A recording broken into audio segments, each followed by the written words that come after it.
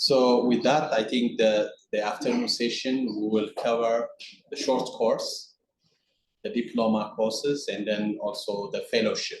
So we will just go direct to the short courses. We will continue similar with the diploma courses.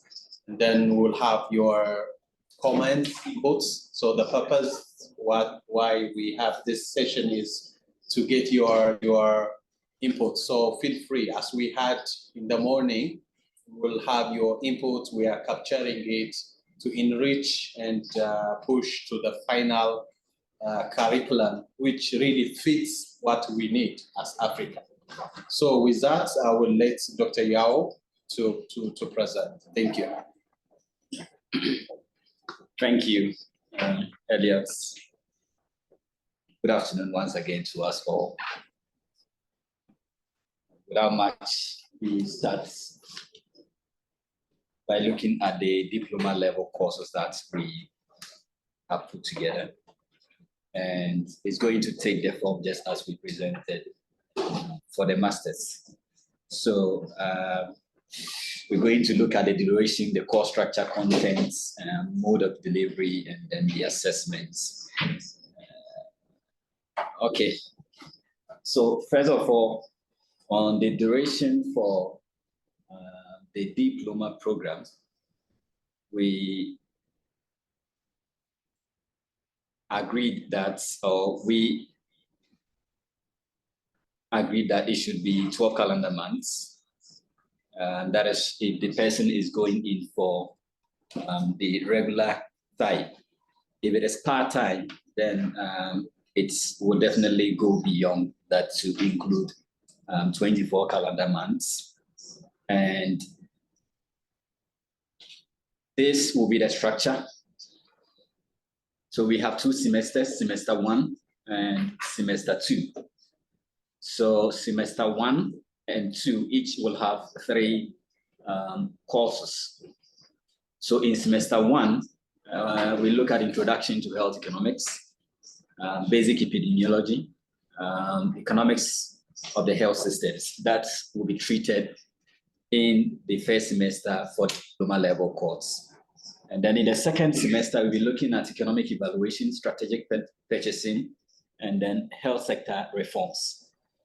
In here, we don't have electives as usual because we did not want to put in much of these courses. So these are, in a form of core requirement that everybody who goes into the program must have.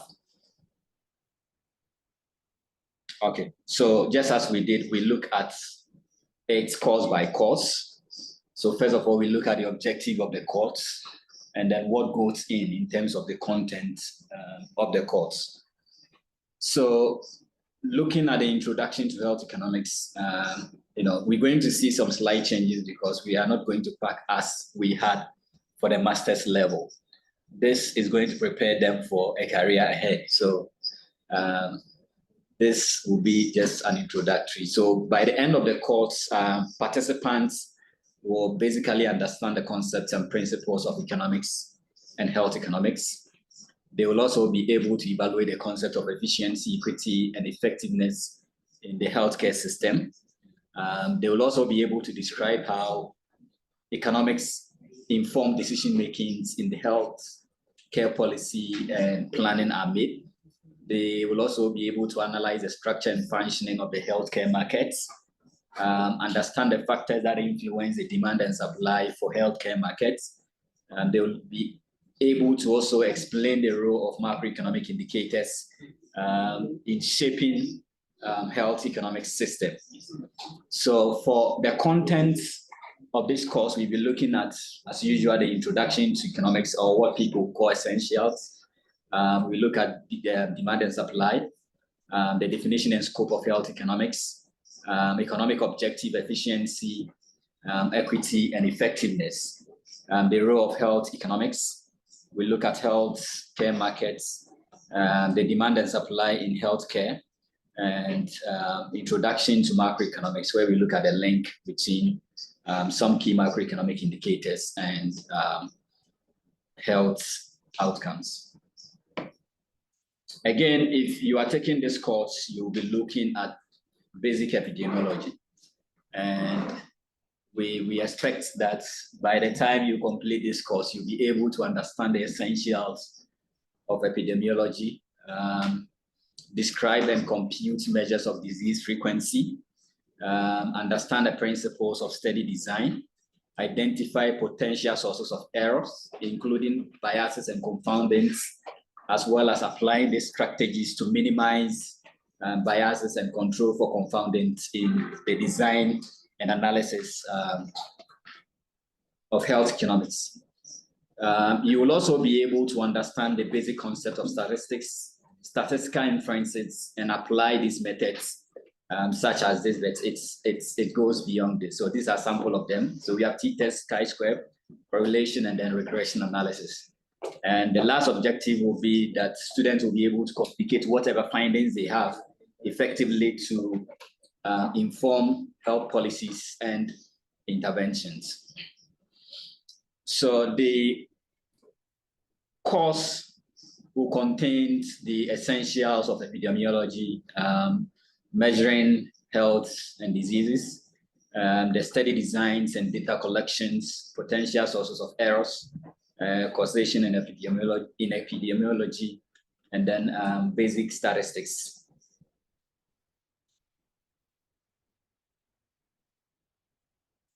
Again, we have economics of the health system. And we expect that after taking this course, you should be able to define the health system, their components, as well as how the health system functions. You should also be able to analyze the theoretical health system typologies, including the African health systems. And you will also be able to trace the evaluation of UHC and global declarations. And you will also be able to understand the impact of social determinants of health outcomes and disparities that exist in there. And you will also be able to assess the economic impact of emerging health challenges and healthcare crises that we find within the Africa continent and as well as the global world. So by way of the content, we're going to look at introduction to health systems, universal healthcare coverage goals, and health finance and functions, social determinants of health, and then emerging issues in health.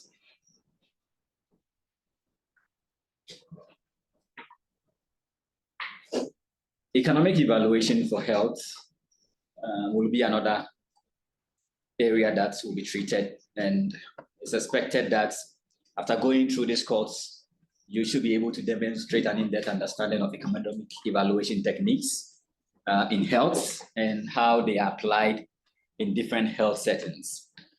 You should also be able to identify, measure, and value costs, distinguish cost types, and apply costing methods to cost national strategic plans and strategies. Participants will also be able to conduct and interpret cost effectiveness, and that's the techniques in economic evaluation by using real world data or hypothetical data.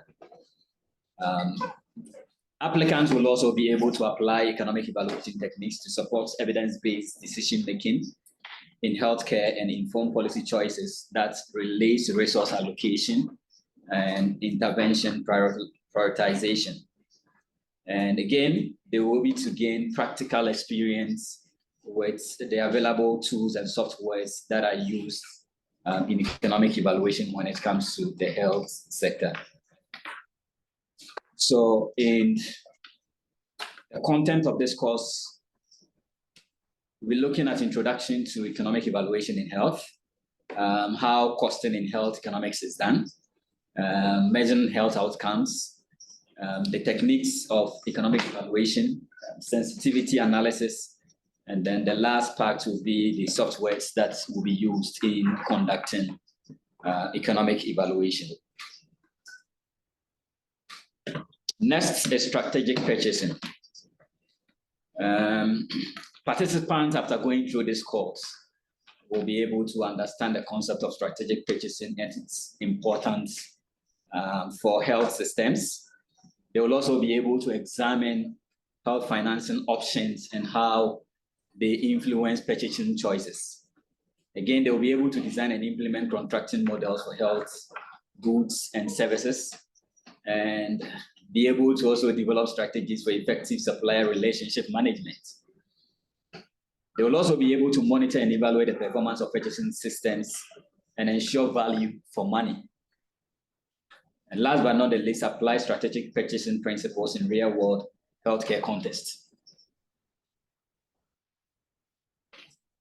So the course content will include essentials of strategic purchasing, health financing and purchasing mechanisms, contracting models in healthcare, supplier relationship management, performance monitoring and evaluation. And then the last section will be devoted to the practical application in strategic purchasing.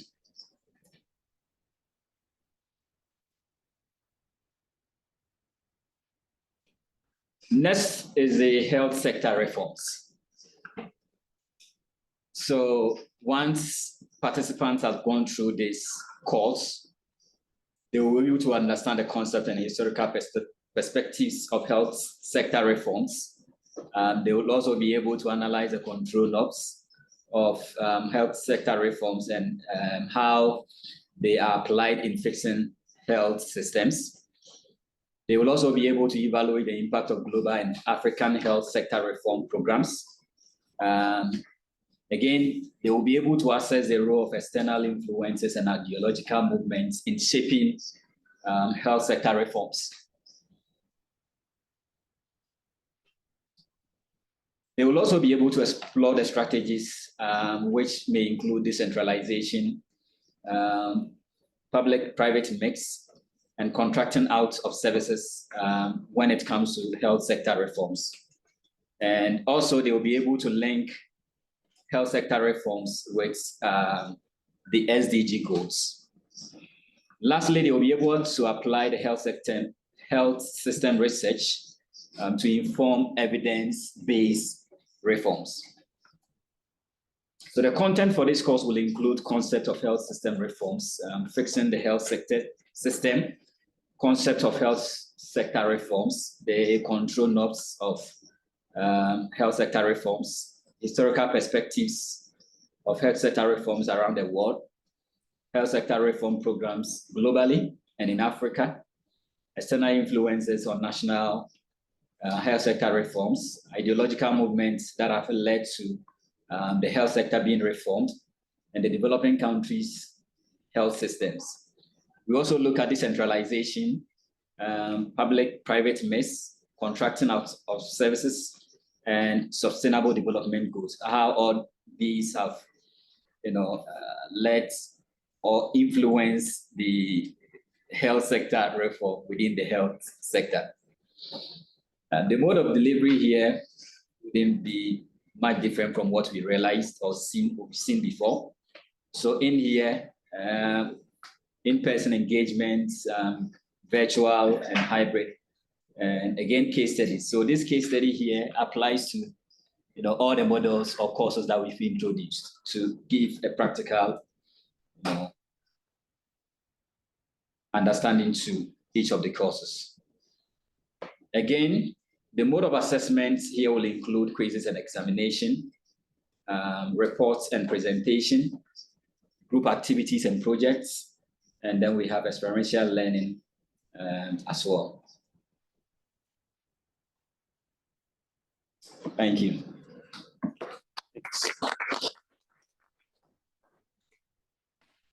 Thank you so much, Dr. Yao. So I think let's open it. If you have any questions, comments for the diploma, so the floor is yours.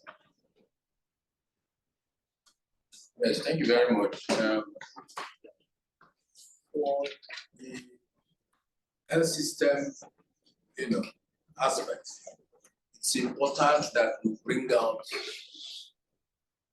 health system strengthening. It must be very clear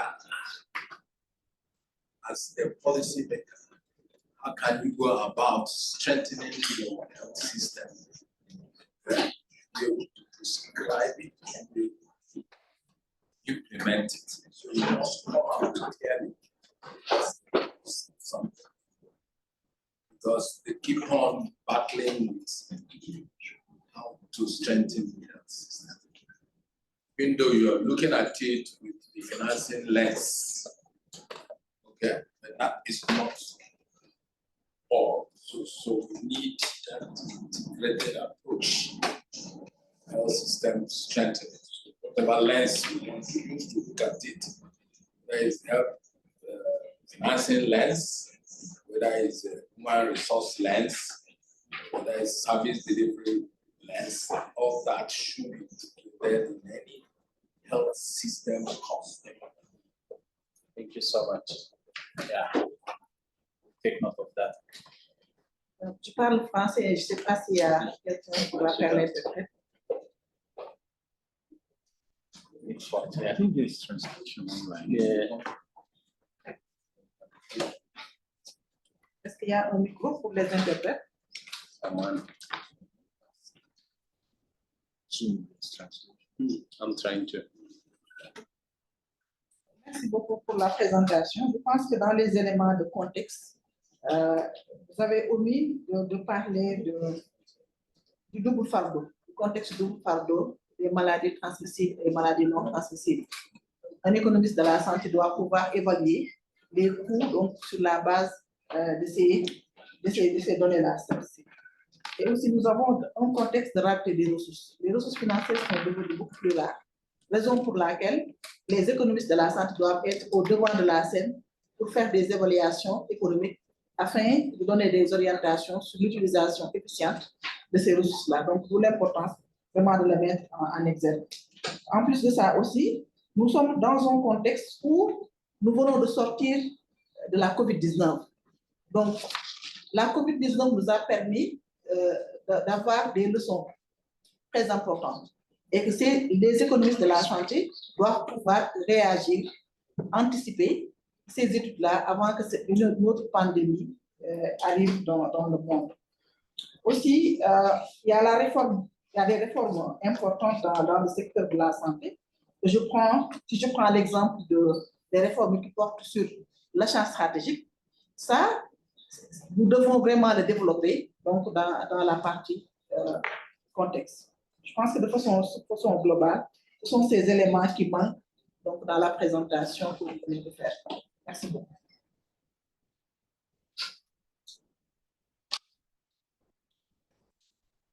J'ai oublié de me présenter. Je suis Dr Tianegui.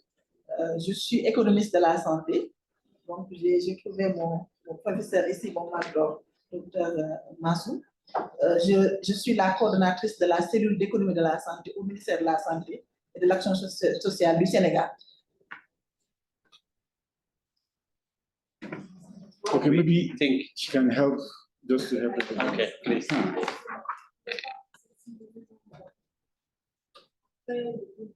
Double fardeau, j'ai parlé de la rate des ressources financières. So she's from the Senegal. She's the head of the health economics unit at the Ministry of Health and Social Protection. And she has 4 comments, especially comments. So the first one is you should highlight the fact that the double burden of so is also should focus on the fact that resources are scarce, especially medicine resources. Then emergency response in health systems because we all know what happened during COVID-19. And finally, she would also foresee strategic purchasing in the systems. Okay. All right. Thank you so much. So I think we are taking note of that one. So the comments on the double I mean, like the communicable, non-communicable disease, as well as the emergency. So there was even one course that we are targeting, focusing on public health emergency management from the health economics and financing. So I think these are like very great pointers, which we are going to reflect once we collect the questions. Yeah. I need to just one second. Yeah. No, I understand. Yeah. Yes. Sorry, correct? Yeah. So my name is Charles. I think you answered, I think that it's in the morning. This session, but this one, I was just able to see what you presented for the program. I think it's quite comprehensive. I don't know. Anyone who has such a level of knowledge should as well be masters. That's my own thought. I wasn't here when you presented masters. So we already did. Is there class conference? So we already did in the morning. So yeah. So like then we are planning to have it by level. So in the morning we did for masters, and now we are doing for the short course, for diploma, short course, and then fellowship. So like the working group members also did all these comments, come up with this. Good short course fellowship. Yeah, there will be a presentation of that. So, but it's open for your, inputs, comments. Yeah. That's why we are planning to have this side event. Yes. So, any other comments, reflections? Okay. Yeah. Prof. Okay, thank you. I have two comments. The first one is about the health sector reform. Really, I found this is very interesting course, and it need to I don't see in the curriculum that there is a focus on the reforms frameworks and how this reform was implemented, by whom it was led. Just to give you an example. Yeah, your voice. Will give you an example about the reforms. It's a huge and very complex words. The word reforms depends of many. Give an example of the benefit package. If you look at most of Latin American have do reforms toward design and implementation of the benefit package. But if you look on side, you will see that there is a different perspective how who lead this reform, for whom it was done, how it was done. This is, I think, a point that should be clearly mentioned, that the reforms should be put in their specific context and framework. The second point is about strategic purchasing. Strategic purchasing is one element from the health financing. It's one function. And now there is a debate if there is three functions or more than three. Do we start by three? Now I think we are at 5, or there is 7. If you look at the health matrix of WHO, there is 7 functions of the health system. So we cannot just speaking about we have a course of strategic purchasing without an overview for the mode of governance. And also to focus on how to strengthen the health system, because when we move to this strategic purchasing, the main objective is to strengthen the health system. In this regard, I think that the experience of the strategic purchasing in low and middle income setting, there is no success. No country have already developed a strategic purchasing. Maybe if you look at the high income country, this is a debate. Is there any really strategic purchasing or not? So in this course, I think that we need to more to highlight what is the challenge and what is the gaps in a sample of African country, to explain where is the bottlenecks of the implementation of the strategic purchasing.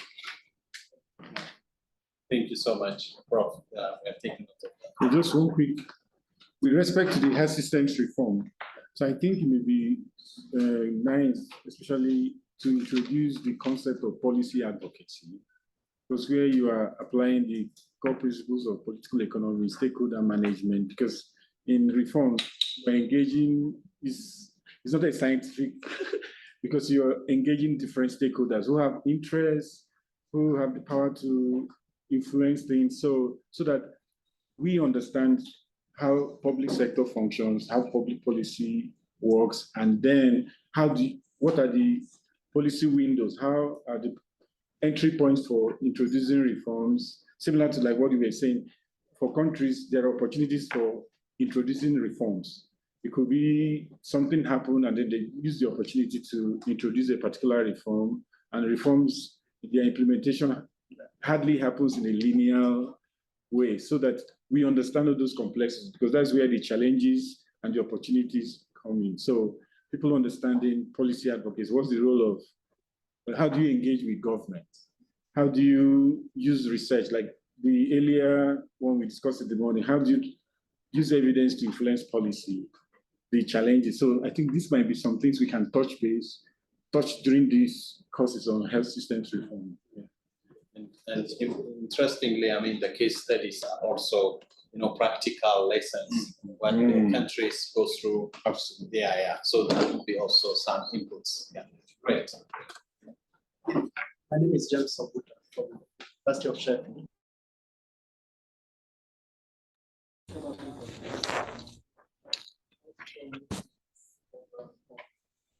Position analytic modeling as a key aspect, because as a health economist who trained in Africa, my experience was that that's one of the gaps that I had to go and fill. And I'm really glad to see that countries are now developing value sets.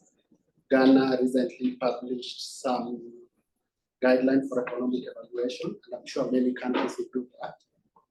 As thinking into the future, and especially in the context of what is happening now with reduced funding, in the future, it implies that we are going to need a skill set of people who can evaluate different health interventions as to whether our health systems can afford them before. So what I'm not sure is that captured within the master's curriculum, because the percentage of this compared to the health economics program, let's say at Sheffield, they're almost like 70% on modeling.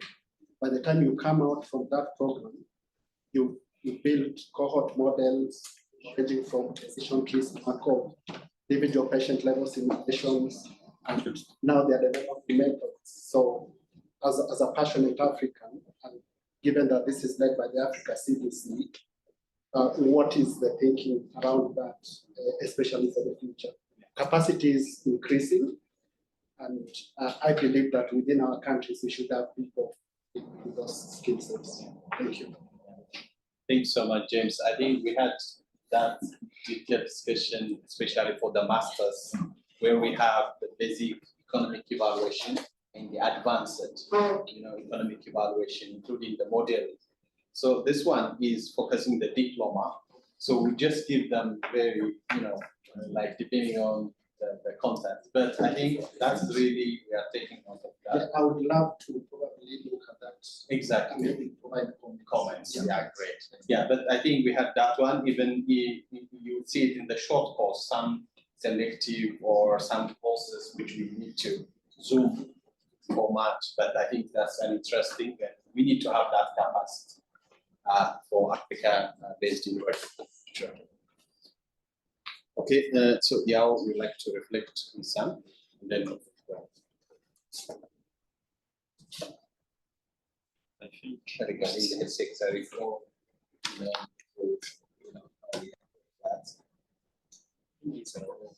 that's taking notes and we will incorporate the strategy. Okay, so we can capture that. So do we have any before we move to the next one? Comments, reflections? So I think we will move to the next one, which is all the short courses. So we'll follow the same approach, and yeah.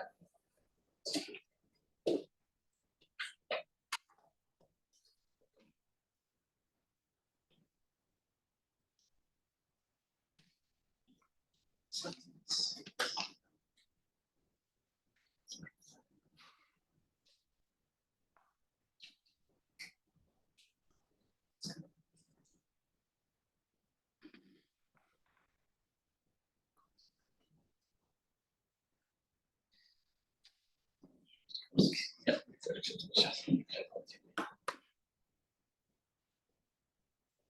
Okay, so we're going to look at the short courses, and these are presented in no order. So that is it. It's not in any format or order. So we have looked at some of these courses selective. So based on comments, we know what to also include aside what we have. But the most important thing here, we propose a duration for this short course to be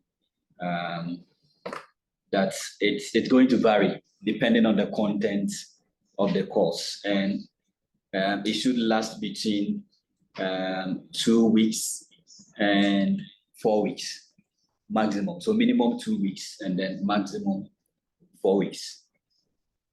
Okay, so the first one here we considered was pharmacoeconomics as a short course that can be taken. And we anticipate that after participants have gone through this course, they should be able to understand the essentials of pharmacoeconomics, understand the methods in pharmacoeconomics, and use appropriate tools and methods in pharmacoeconomics. So this is the first one. And with regards to the content, because of the duration, we didn't want to, and short courses should also be practical.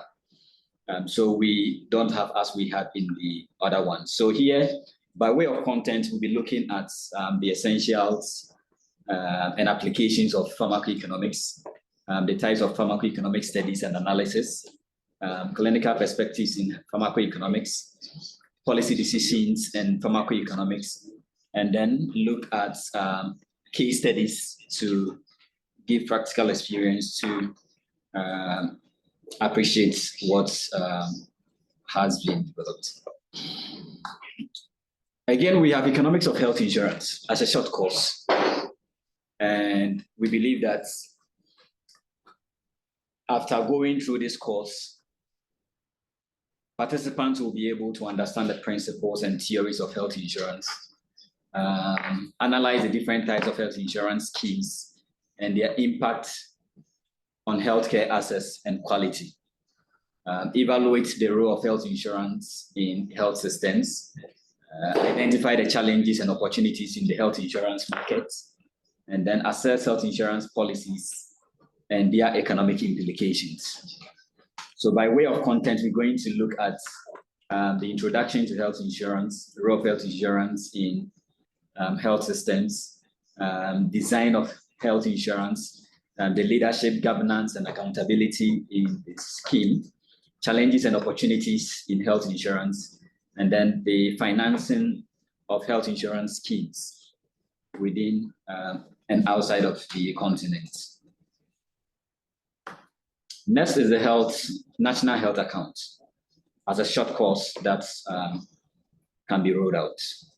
And by way of course objective, we expect that participants will understand the principles and application of national health account, be able to analyze sub-national health accounts and disease-specific health accounts, apply financial accounting tools to the planning, compilation, and reporting of financial activities in health. They'll also be able to understand and implement public finance management principles, as well as conduct public expenditure review and utilize public expenditure tracking system.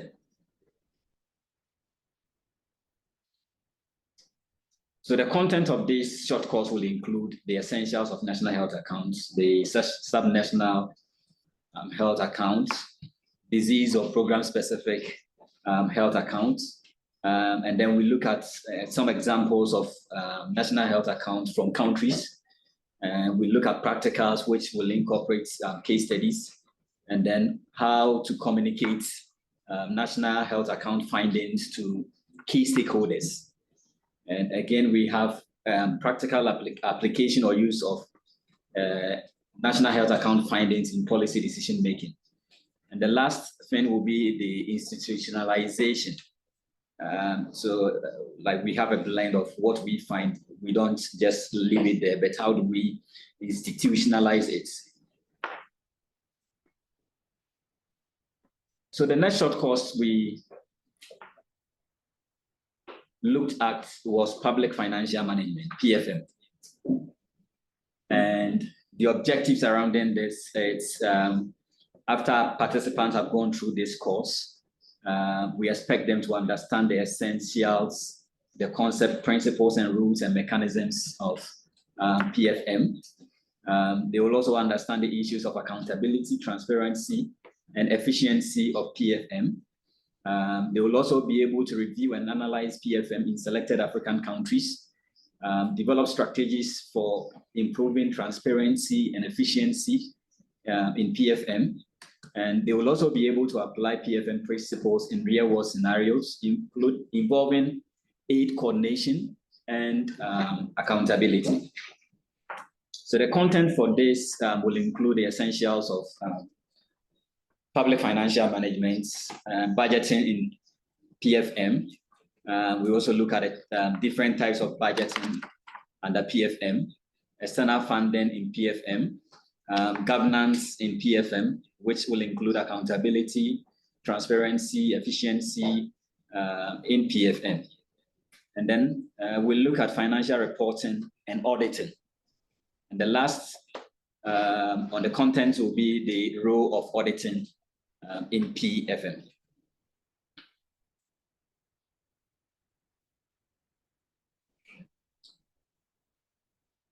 Next is a benefit incident analysis, BIA, as a short course which can be rolled. And we expect that after going through this course, participants will understand the principles and concepts of BIA. They will be able to collect, analyze, and utilize the data for BIA. They will also be able to collect and analyze cost data for BIA. Conduct benefit incident analysis using appropriate methods, and then assess the appropriateness of benefit distributions across different population groups. After going through this, they will also be able to interpret BIA results and draw policy relevant conclusions. They will also be able to explore real-world examples of BIA and learn from successful applications. They will also be able to apply BIA findings to inform policy decisions in healthcare, education, and then social protection. Again, after going through this course, we expect that they will be able to present BIA findings effectively and provide evidence-based recommendations for equitable public spending. And lastly, they will be able to identify and address the challenges as well as limitations that are associated with BIA.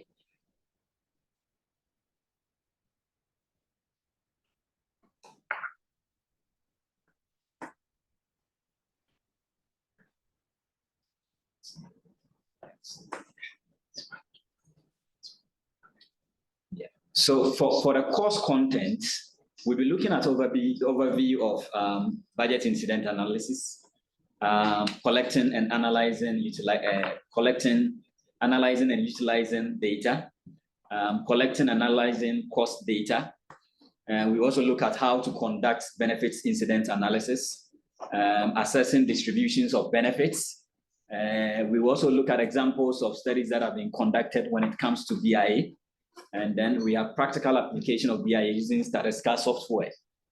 And then lastly, we look at the challenges and limitations of conducting BIA.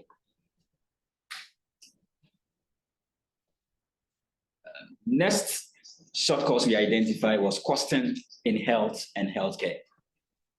Costing in health and healthcare.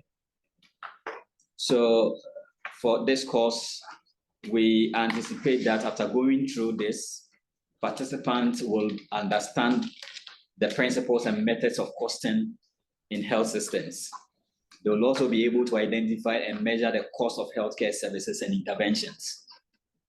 Again, they will be able to apply cost allocation methods to distribute costs accurately and use costing information to inform healthcare decision making and policy. They will also be able to identify the challenges and limitations in conducting costing analysis. By way of content, we'll be looking at introduction to costing in health systems, identifying costs in healthcare, how to measure costs in healthcare, health cost allocation methods, costing of healthcare services and interventions. And then we'll be using costing information and then using costing information in decision making. How do we use costing information when it comes to making decisions? And lastly, we look at the challenges and limitations that are associated with costing analysis. So once we've looked at cost, the next will be to basically look at the individual contents techniques in economic evaluation. We have taken them one after the other. And the first one we're going to look at is cost effectiveness analysis. So for cost effectiveness analysis, we anticipate that after going through this course, participants will understand the principles and methods of CA. They will also be able to interpret cost effectiveness ratios and make informed decisions based on results that have emanated from CA.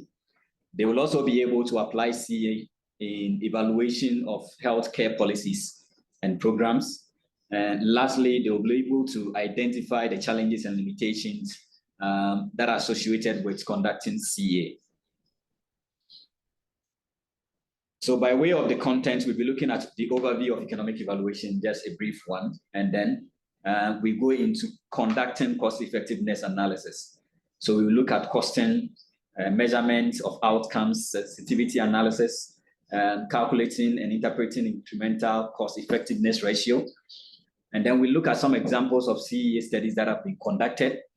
And then there will be a practical application of CEA. And once that is done, we look at the challenges and limitations that are associated with CA. So next is cost utility analysis. And again, after going through this course, we expect participants to understand the principles and methods of cost utility analysis. They will also be able to interpret cost utility ratios and make informed decisions based on the results they have. They will also be able to apply CUA in evaluation of healthcare policies and programs. And again, they will be able to identify the challenges and limitations that are in line with CUA analysis. So again, we look at the overview, brief overview of CUA, and then we go to conducting CUA analysis, which will include costing, measurement of outcomes, sensitivity analysis. And once that is done, we then go to the practical application where we look at examples of studies that have been conducted when it comes to cost utility analysis. And then we have a practical section on how to conduct CUA. From there, we look at challenges and limitations that are linked to conducting CUA.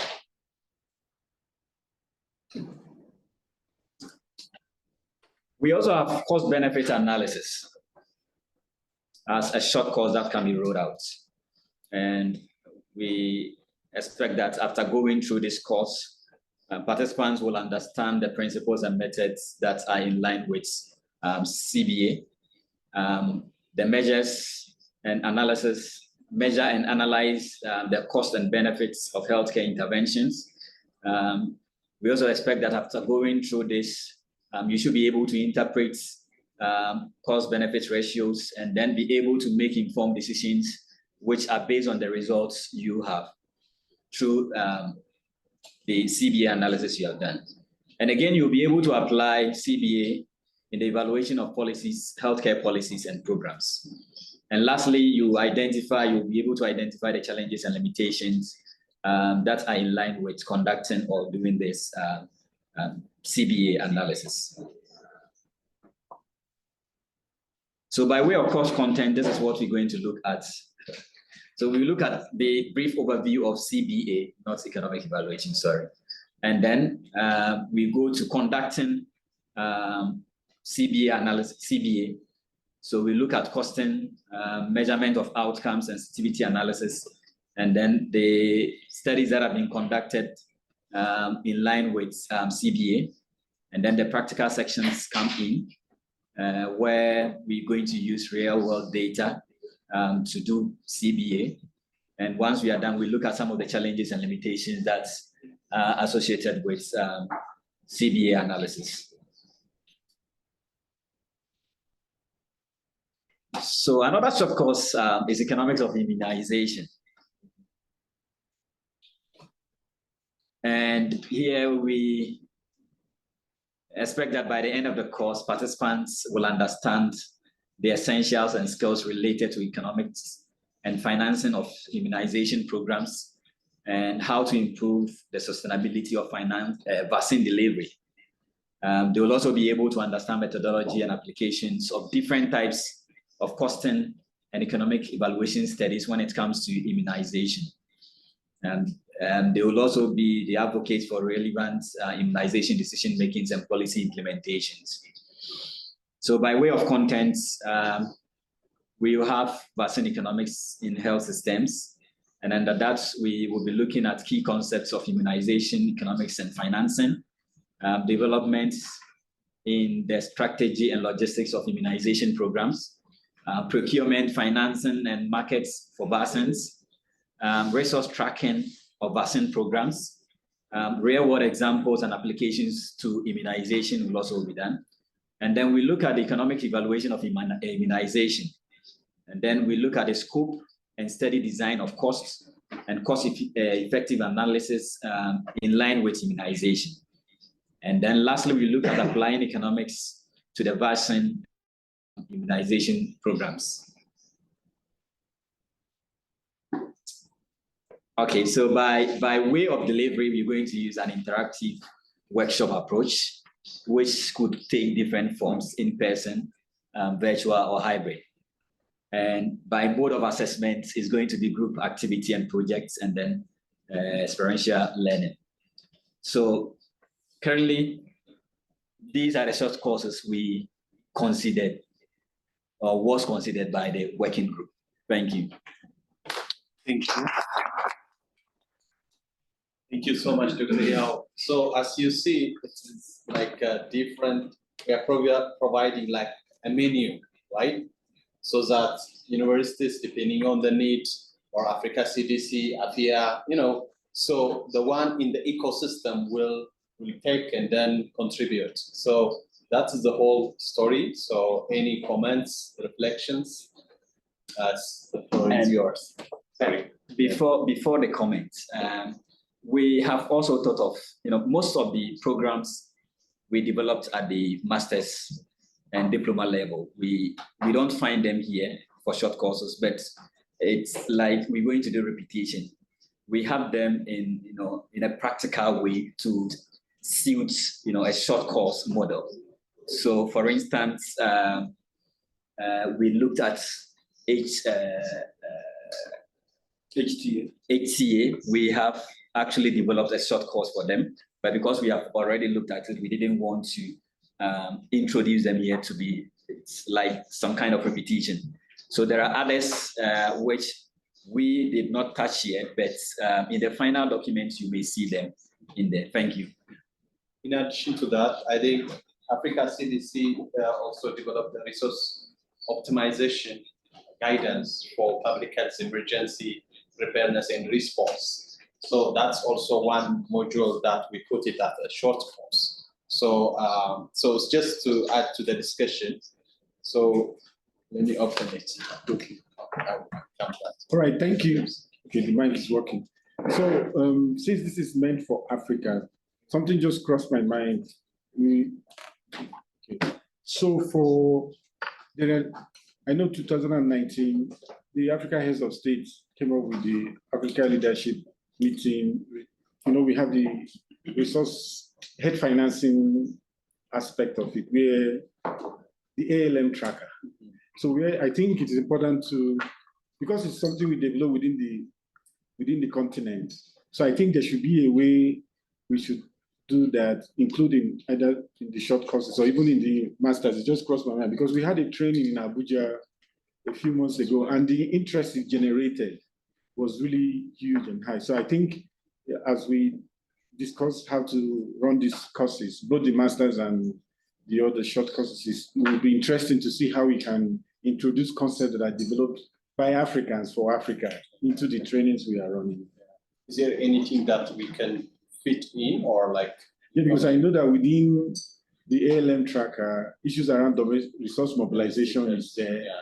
Even issues of accountability also there. Some of the analytics like benefit incidents analysis and all. I think there are some aspects that the NHA itself, for instance, the expenditure tracking, I think there are a lot that are incorporated into the ALM that we should like domesticate and socialize within the continent so that it's not hanging at the AU level. Yeah, I agree. We had even a recent site events along the Africa Union Summit. Okay, thanks. Great point.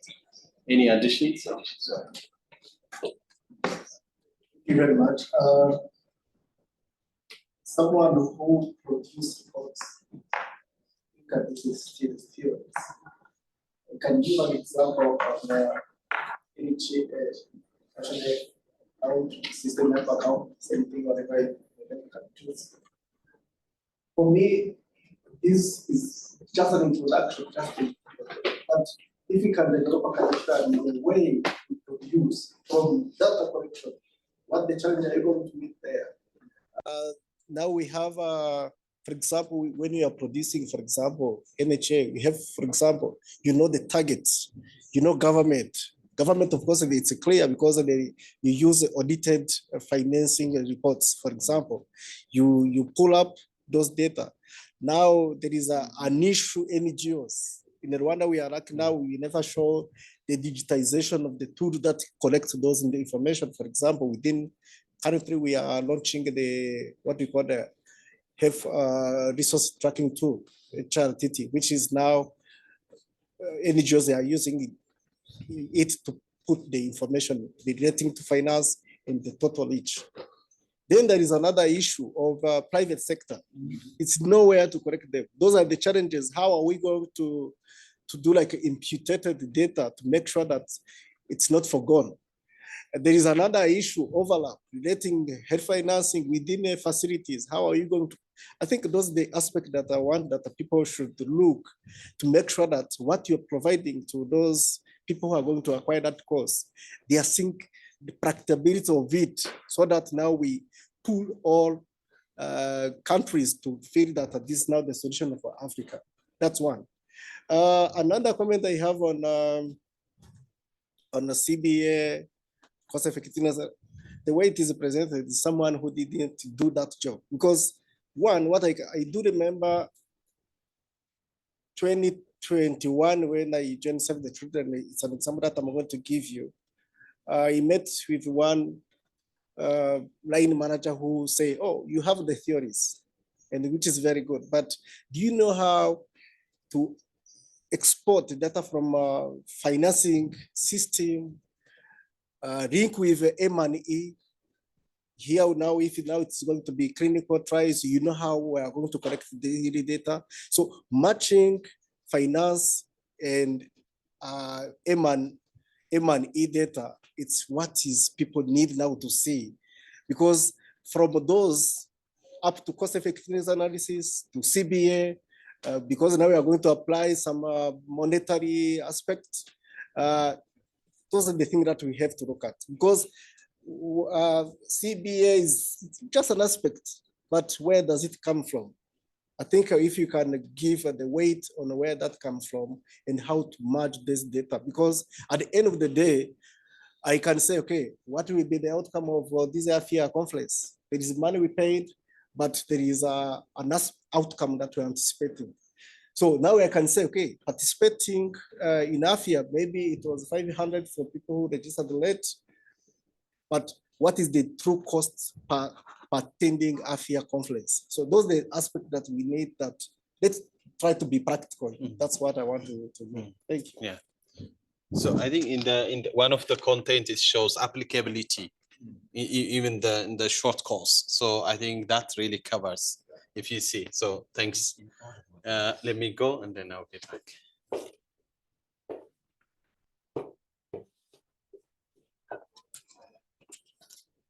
So thank you. I just have a suggestion if the working group could consider it.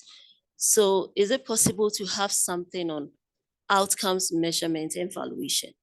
Because I've seen that in each of the economic evaluation courses, you have outcomes measurement, but it goes beyond that.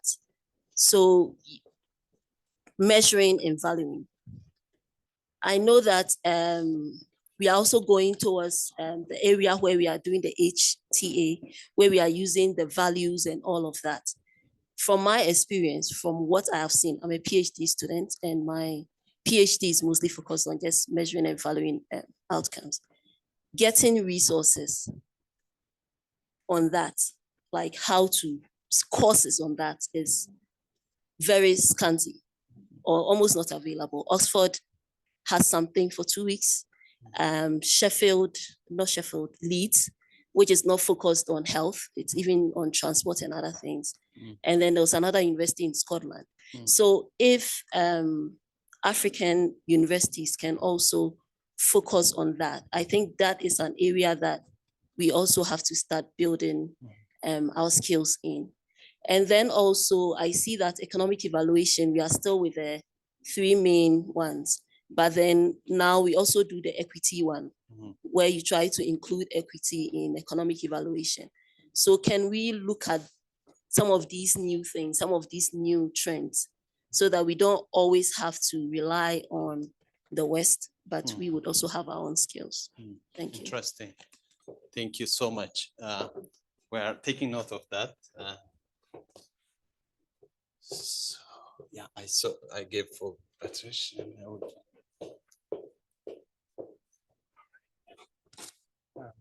Just wanted to add that we have gone straight to NHA, but maybe we might want to look at. So for this audience. You can hear me? That's for the online. Okay. So you can up your voice. You can hear me now. For the in-person, yeah. Okay, I'm saying we seem to have gone straight to NHA, but the reality is that there are multiple other health resource tracking tools that are already in use even within our context. And so sometimes because of that, we miss out on capacities for people who can be able to participate in those other resource tracking tools, the PER, the NASA, and all that. And just to be able to show them how they link with the whole process of resource tracking then is important in the whole wider conversation on healthcare financing. Then on PFM, I think we need to be able to amplify the role of the management information systems under PFM. There are multiple of them, but we do have IFMIS and the rest of them. And many times actors within the health sector have no idea how they work, and yet they need to work with them to be able to access resources. In the fear of trying to introduce new things, I also thought that it would be good to add a short course on develop data and envelope analysis because of its involvement in effectiveness of the resources within the health sector. Just to think about something more additional that we could add. All right, interesting. So, and then I'll be back. You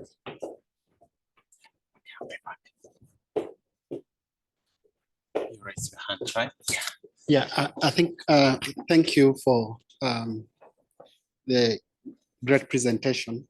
Just to add onto the comment she's mentioned, I would invite us to really to think forward in terms of what gaps do we have as a continent. There is a lot as a health economist that we do, that other health economies do not do in their settings. But then there is the core of what we need to do, especially for the future, and that relates to things like outcome measurements. I don't know whether there is a course on modeling again, be it Markov modeling, be it any of these, Monte Carlo simulation methods that are very needed in our setting, especially for the future. Perhaps maybe that has been is captured somewhere within the CUA, CBA, or CEA. And I think that we need to probably be more explicit and intentional on that into the future. Thank you. Thank you. Great points. Thank you very much. I think the short courses they are in order, but we can add FHEA. We have BEA, but we can also add FHEA, financial incident analysis. All right. And the whole issue of ethics is still coming up. So we can have health economics and ethics. Well, sometimes people in the quest to just publish or the rule, they don't take into consideration ethics. So ethics in health economics. Yeah. Can look at it. Great. We are adding a lot of short courses. Yeah, right. So that's what we need. So shall I? Okay, just yes. Yeah. Okay, thank you. Your voice, I just realized that for all those economic evaluation courses, short courses, so CA, CUA, and all CBA, we might want to have at the introduction a kind of Excel refresher, because if you're not really good at Excel and you don't have those advanced skills, you might not be able to convert the theoretical knowledge into practice. So maybe have a kind of refresher or a small advanced thing on Excel with formulas and those things. Thank you. Related to the economic evaluation, no? Sounds interesting. Yeah, thank you. I don't know how this can be captured across the various courses on economic evaluation. And I'm not sure how many countries use thresholds for their ISAs. Okay, we can calculate ISAs and all those things, but then what?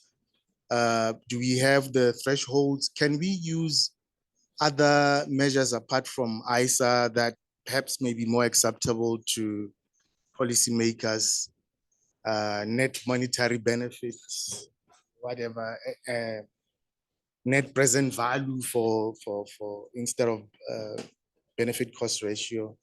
So I don't know how it can be included in the process.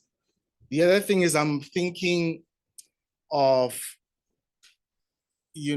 public health physicians in my case, who may want to know what is health economics in 2 weeks. And they may end up being program leads or, heading districts, heading national programs. So they would want to touch on a few things in health economics. So maybe such a course would be helpful for them, because I realize these actually require a background in economics, health economics. And then, that's it. The other thing that we currently get requested to do is to cost strategic documents, national strategic documents. So you develop a policy, they say, okay, give us an implementation plan for that policy and then cost it, or a strategy. So maybe that would be helpful as well. Thank you. Yeah, interesting. So I think the costing for the strategy plan is also reflected. So is there anyone? Okay, Prof.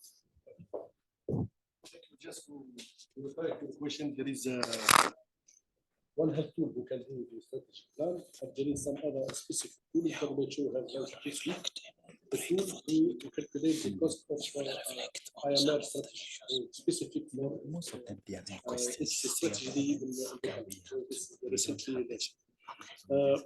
I think that I see that this short course is similar like study. Like you will bring people who are interested by doing the study in cost effectiveness or in cost benefits, or this is also require something and national health accounts. So this is will attract very small, or the number is not very huge. People who are working in this issue, people are interested to do similar study like that. So I think that we need more broad view of this short course to help them and to help how to implement this kind of let's say study cost effectiveness or national health accounts in routine basis in the Ministry of Health in our respective country. Because I don't think that in private sector they do cost effectiveness. So this is very maybe public health overview. And the point who link all of this is the two things: how to collect data to do the costing, especially data, what kind of type of costing you want to do, micro costing, graduate costing, national health accounts, what type of data, from where we will get this data. The second point, besides the data driven, is the tools that it will be already used, tested. Like I see that there is a case study for national health accounts, but it's good to say that there is a tool, health hub, health production tool, and also to say that there is the system of health accounts.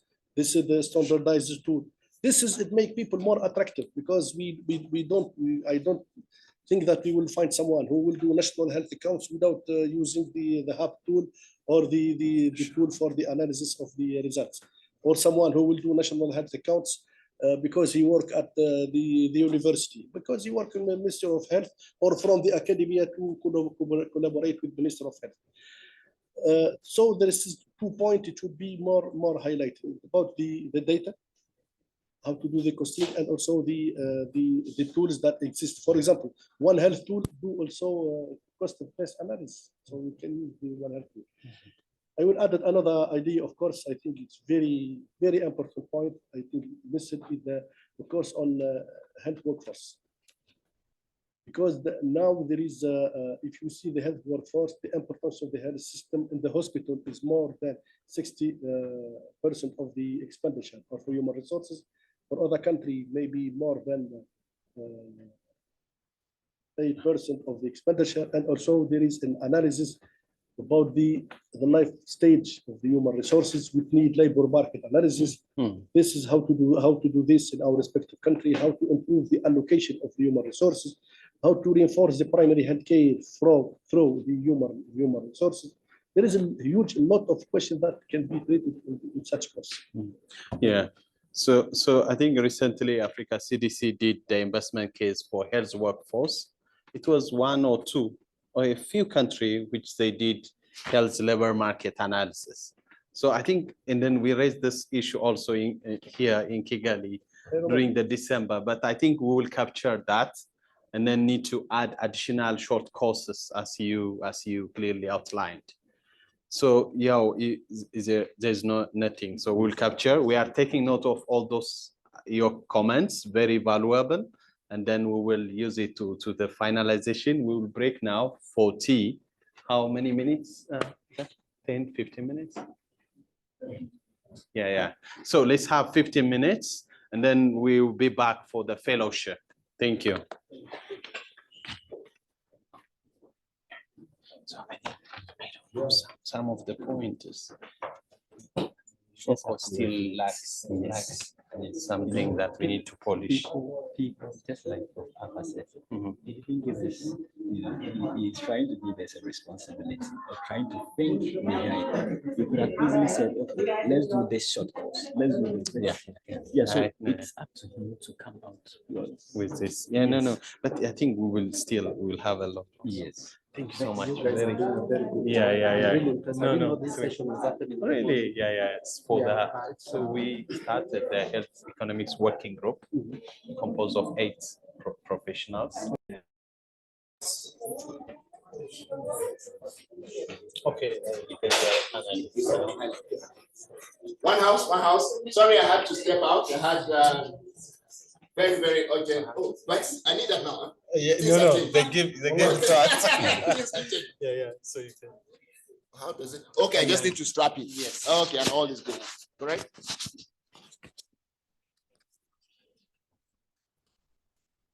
Oh, okay.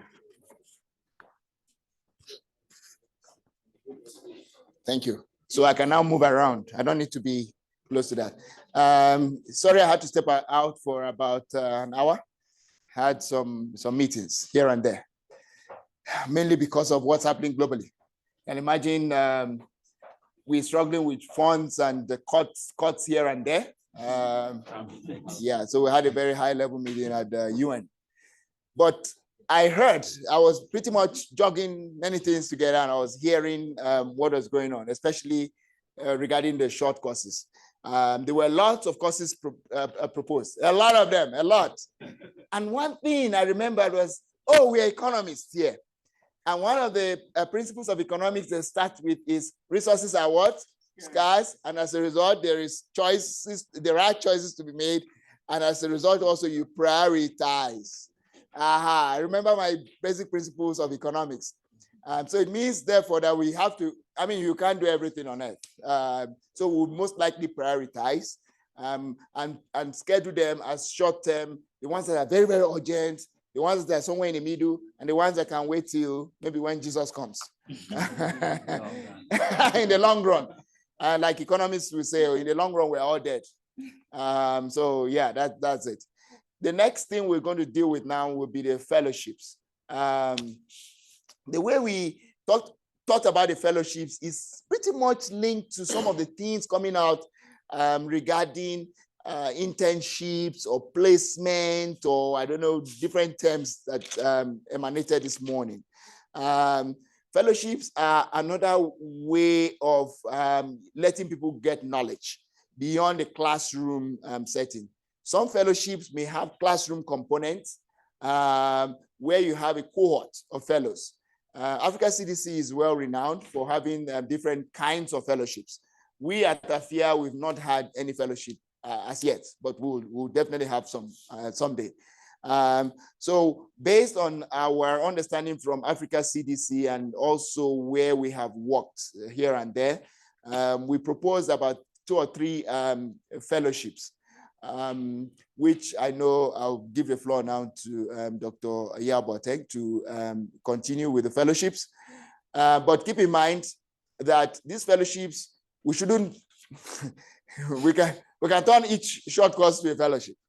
And you can have fellowships in whatever, but we should look at fellowships as something a little bit grandeur, a little bit beyond just a narrow, something very, very narrow, but something that encapsulates a lot of things that when you're out of the fellowship, you can really call yourself I don't know whether I can say an expert or someone with knowledge, practical knowledge or skills to deal with something tangible. So without further ado, I will give the floor to you. Yeah. Okay, thank you, John. Pleasure.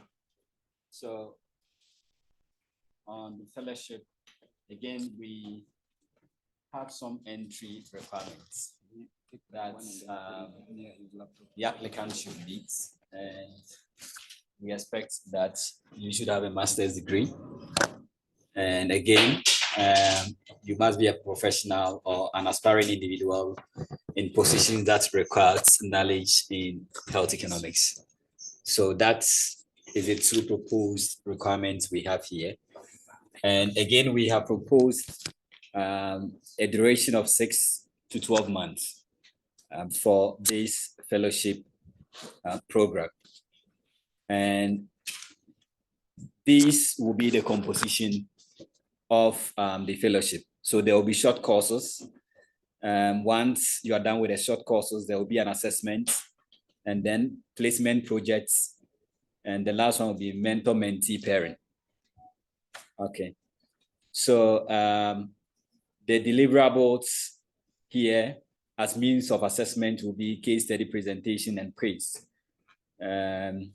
And once you are done with this, you'll be given a certification. And that is a competence-based certificate that we propose should be given to whoever has gone through this fellowship program. So in here, we have proposed 3 courses.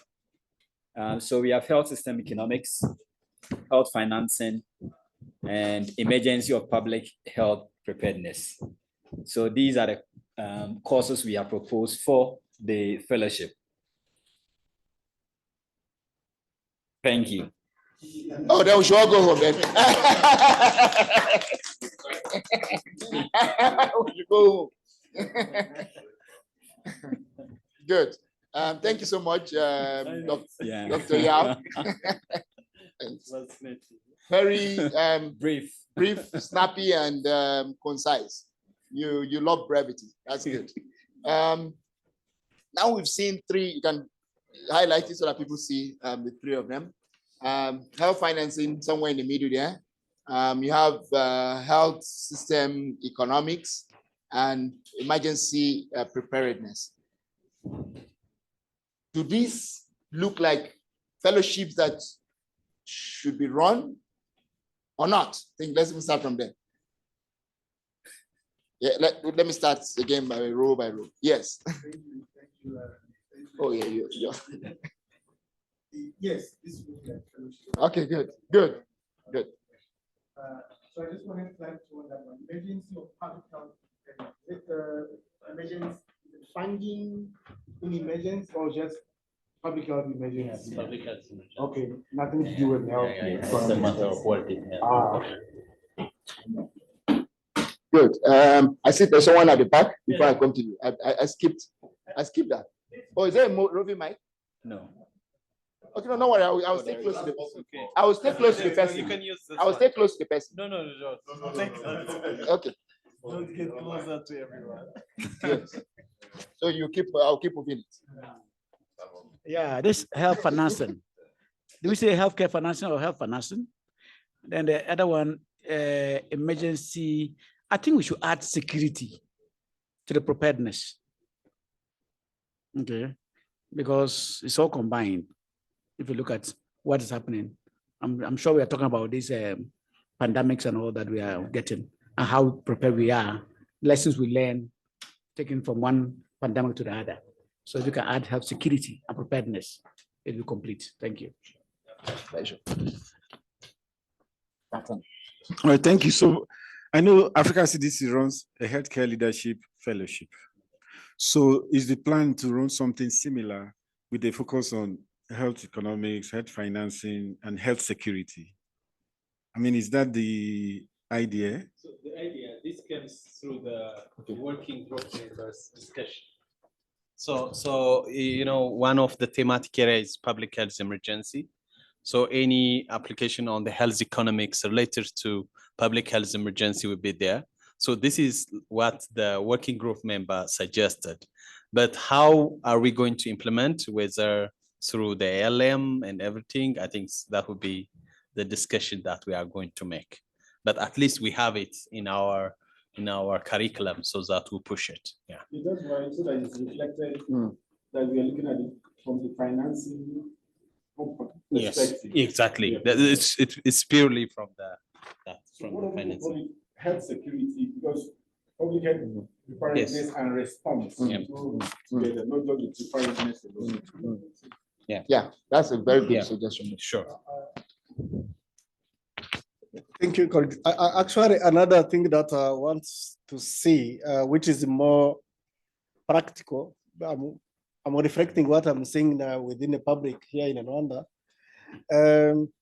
is to reflect our fellowship as either those fellows are going to drive public health care, for example. So that not just a theory, health economics, of course, it sounds very good, but when it comes down to, because those people, they are going to spend within the institution, do the practical job.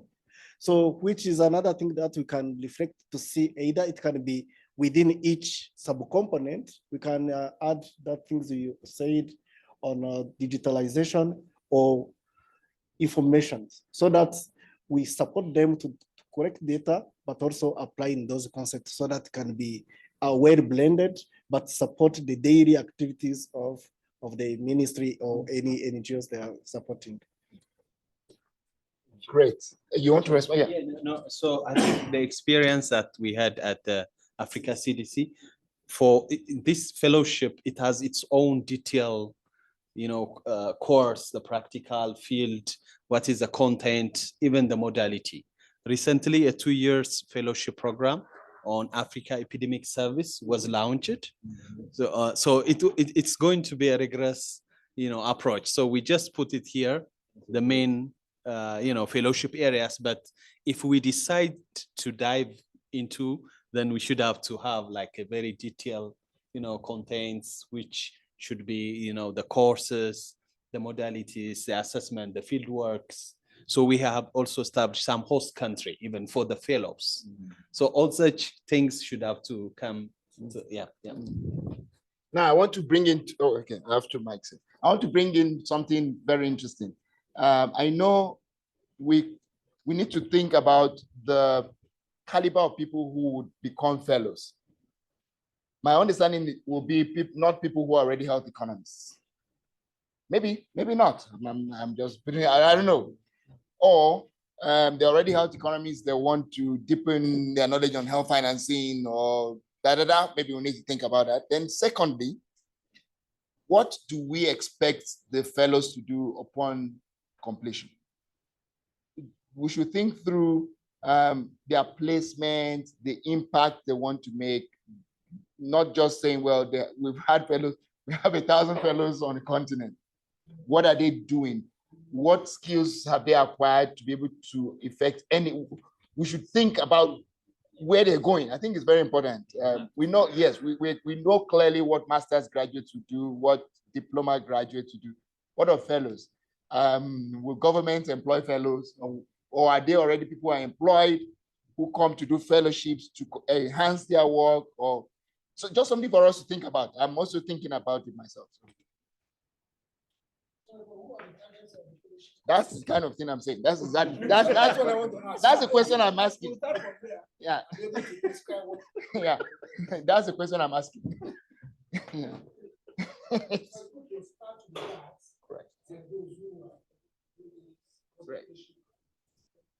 Correct. Are they already health economists? Are they random mathematicians? So maybe if I can contribute to that, maybe we can define our core target interventions. Interventions or audience?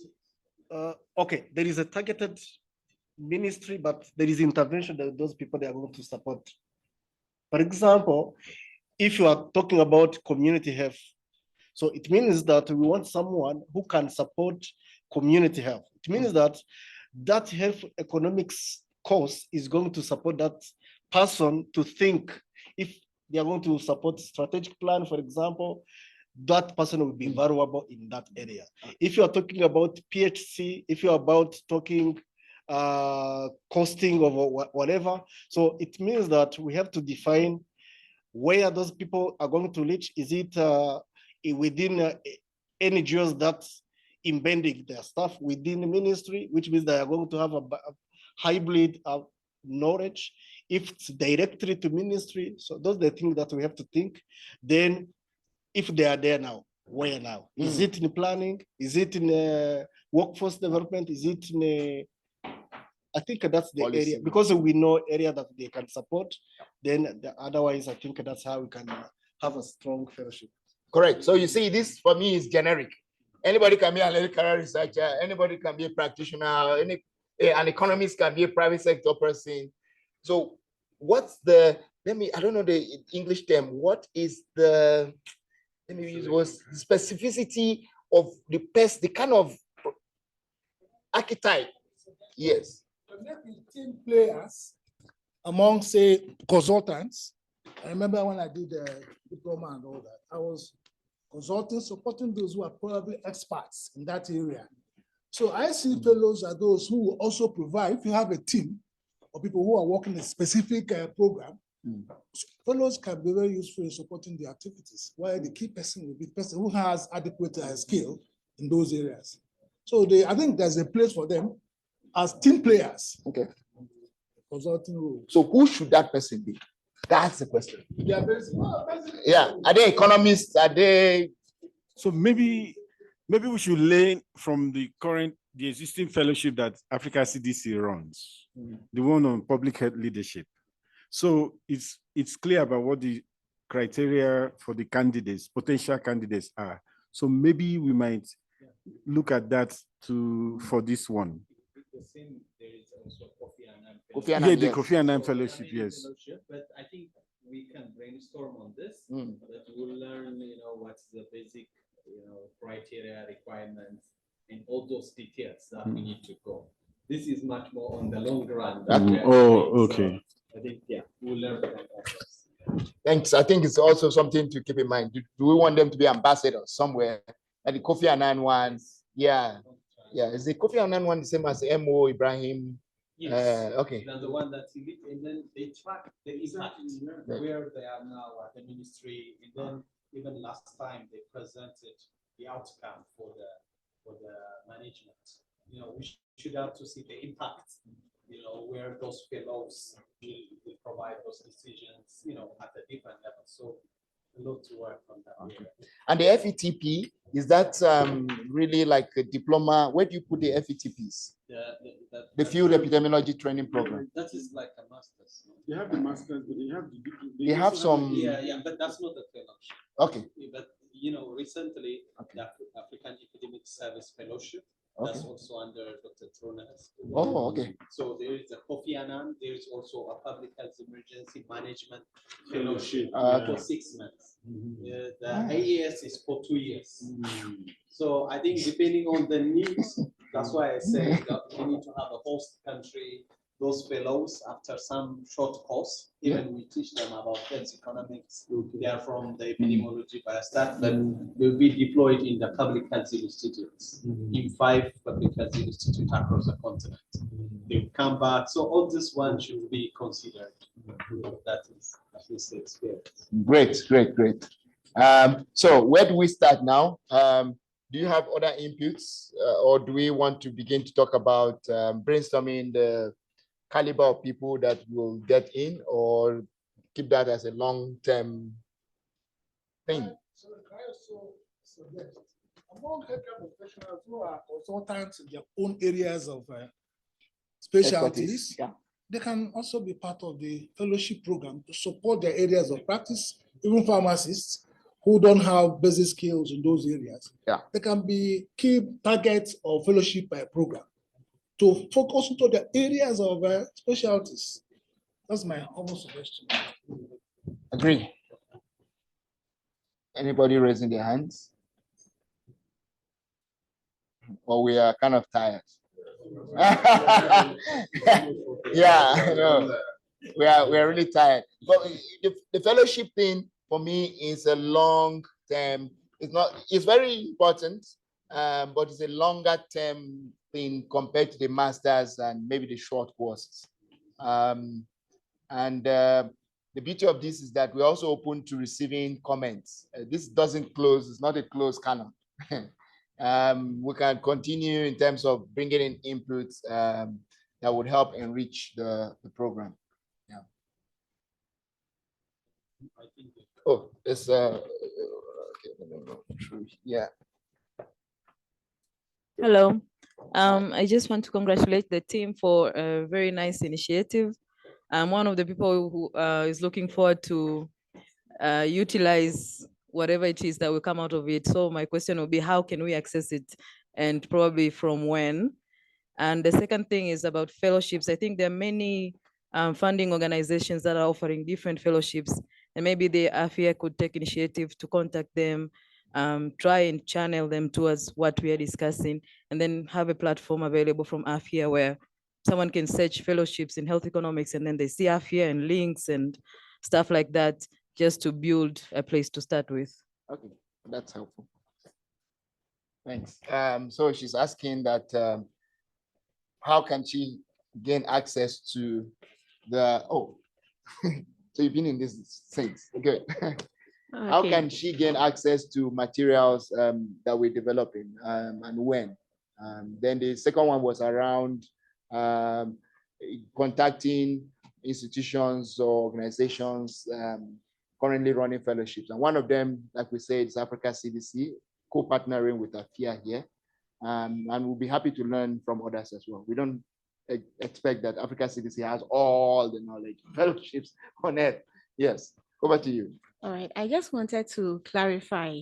Have we contacted or consulted the AfHEA members, these programs that we are developing, and then the fellowship? Do we know what the people want in the way before? So I just wanted to ask, what led to the choices that you made? Is it maybe through a focus group or through discussion with some members of the association to see, okay, at this point, this is what members need? For all you know, it may not be the short courses now, something like the fellowship, maybe mentor-mentee thing that we need now, because you look at, maybe we now look at the groupings and we can see maybe a lot of young people coming up. What are they struggling with? Is there something that we can get the older people to coach them in a way, right? So maybe if there's something of that sort for everyone to respond, for you to know, maybe if we can group, we can't do all of them at the same time, but at least we will have some top 4, and it will help us to design something to suit the members in there. Because you can give us some of the things, maybe that's not what we want. We'll still do it, but that's not what we need. Maybe there's one particular thing that most of the members will need. Very good question. It's like you want to build a house to house a goat, you build a pond. Not a good house for a goat. Thank you. Yeah, so I wanted to say, let's not exclude academics in the fellowships, because I realize you are targeting Ministry of Health officials, BPHIs, and all that. We also work with them, so really. True. Vraiment. I think we need to close. Yeah, we need to close. We've really overstayed our welcome, and I want to. I'm still going to give the floor to my other boss. No. I have many bosses. I have one at my back there. That guy is my mentor and boss. We really appreciate the enthusiasm that people brought on board, the comments, the engagement, the lively discussions, and also interest in teaching health economics on the continent. It's phenomenal, and we really, really appreciate that. We never thought we could get this. Well, we kind of have it in our heads. We're like, okay, let's see how it's gonna pan out, and it really played out well. And the turnout was for us phenomenal and great. And you saw we kept adding chairs to accommodate new entrants. This is not the end of it all. There are other processes which I think my colleague talked about, and that would continue from here. We want to get a final product ready, and that product is open source. I think our lady there asked the question. It's going to be open source, available to everyone to have access to. We'll blast it by AfHEA if it comes out. We're going to blast it. You'll be able to access it and adapt to your institution's needs, more importantly. We don't want to be custodian of all knowledge.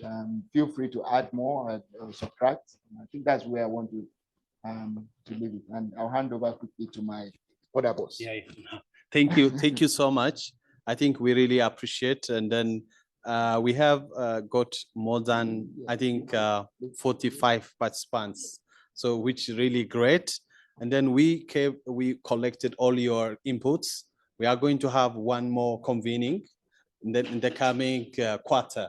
So we put our plan at the Africa CDC every quarter. So we will have one more, so that to finalize and to sit together with the working group members, any issues raised, we will make sure it is up to date, and then we'll make it open source, and then we will push forward. Thank you so much, and have a good evening. Yeah. Well, now we need a group photo. Yes. Yeah, group photo. Yeah. That's a great thing. Inside or outside? Do it outside. It's going to be better just before in front of the glass door. Oh, great. Good. Thanks. Yeah. Good.